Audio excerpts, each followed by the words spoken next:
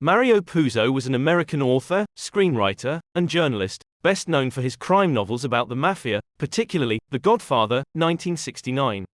He co-adapted the book into a film trilogy directed by Francis Ford Coppola and won Academy Awards for Best Adapted Screenplay for the first and second films. He also wrote the original screenplay for the 1978 Superman film and its sequel. His last novel, The Family, was published after his death in 2001. Puzo was born in New York City to Italian immigrants and grew up in the Hell's Kitchen neighborhood. When he was 12, his father was institutionalized for schizophrenia and his mother was left to raise their 7 children alone. Puzo served in the U.S. Army Air Forces during World War II and later graduated from the City College of New York. He married a German woman and had 5 children with her.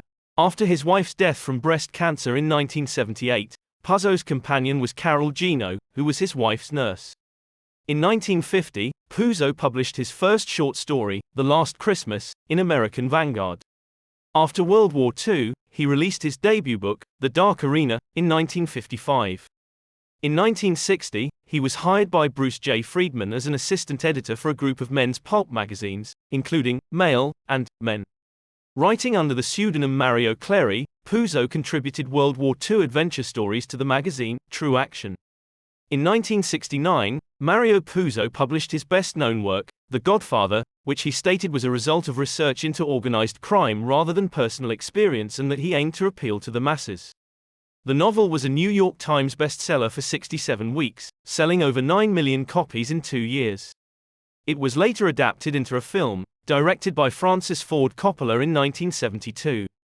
Paramount Pictures learned of the novel in 1967 and offered Puzo a $12,500 option for the manuscript, with an option for $80,000 if it were made into a film. Despite Puzo's agent's advice, Puzo accepted the deal due to financial difficulties. The film won 3 of its 11 Oscar nominations, including Puzo's award for Best Adapted Screenplay. After the success of the first Godfather film, Coppola and Puzo collaborated on 2 sequels, The Godfather Part 2, in 1974 and The Godfather Part 3, in 1990. Though they preferred the title, The Death of Michael Corleone, for the third film, Paramount Pictures rejected it.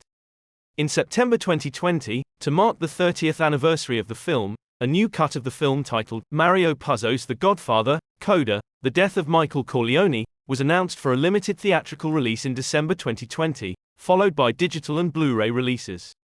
Coppola stated that this version of the film is the one he and Puzo had originally envisioned, and it vindicates its place in the trilogy. In 1972, Puzo wrote the first draft of the script for the disaster film, Earthquake, but had to stop working on it due to his commitments to The Godfather Part 2. The script was completed without his involvement by writer George Fox and producer, director Mark Robson, who was not credited as a writer. Puzo retained screen credit in the finished film as a result of a lawsuit over story credit, and his name was prominently featured in the advertising. Puzo also wrote the original screenplay for Superman, which also included the plot for Superman 2, as they were originally written as one film. He also contributed to the stories for the films A Time to Die, in 1982 and The Cotton Club, in 1984 directed by Francis Ford Coppola. In 1991, Puzo released The Fourth K, a speculative fiction novel that focuses on a fictional member of the Kennedy family who becomes President of the United States in the early 2000s.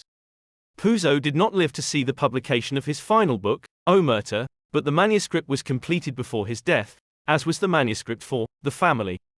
However, a review in the San Francisco Chronicle by Jules Siegel, who had worked closely with Puzo, suggested that Omerta may have been completed by someone else and called it terrible. Siegel also acknowledged that it is tempting to rationalize avoiding what is probably the correct analysis, that Puzo wrote it and it was terrible. On July 2, 1999, Puzo passed away at the age of 78 due to heart failure at his home in Bay Shore, New York.